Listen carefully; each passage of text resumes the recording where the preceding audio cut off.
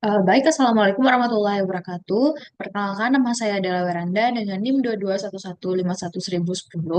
Nah, di sini saya akan mendemokan proyek tugas besar saya, yaitu uh, computer vision, yang dimana saya di sini akan mendemokan klasifikasi acne skin versus redness skin. Nah, jadi langkah yang pertama dilakukan itu dengan saya memanggil library atau pustaka Python yang dibutuhkan. Yang pertama itu saya membuka OS untuk mengakses file dan folder dalam komputer atau Google Drive. Nah, setelah itu nanti digunakan untuk mengolah data angka, terutama data gambar dan bentuk array. Nah, sedangkan Matplotlib atau digunakan untuk menampilkan grafik atau gambar sebagai visualisasi hasil.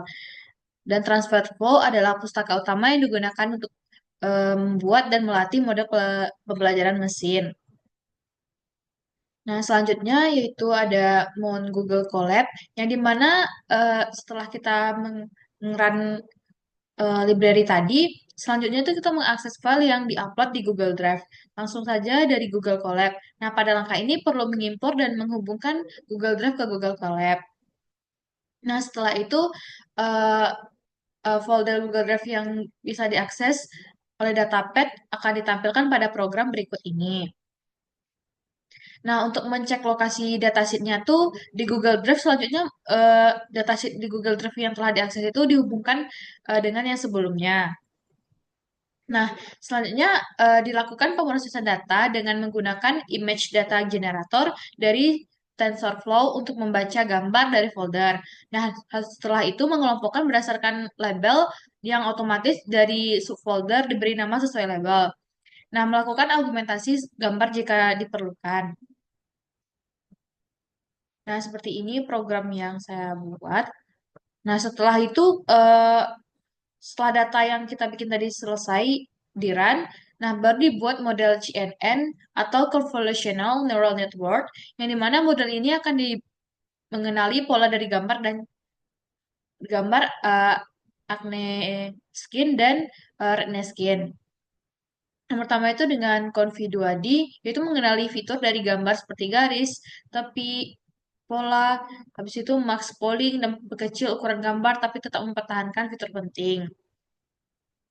Nah, selanjutnya itu ada training.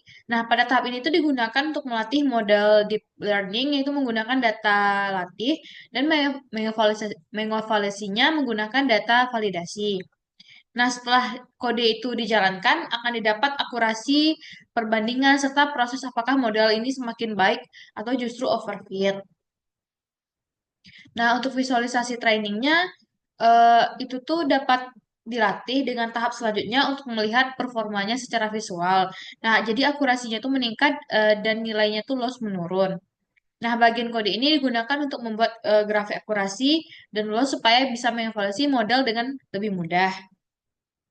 Nah, pada akurasi ini, pada grafik ini, jika akurasinya naik dan loss turun, artinya model belajar dengan baik. Nah, jika akurasi validasinya menurun tapi training naik, bisa jadi model overfitting.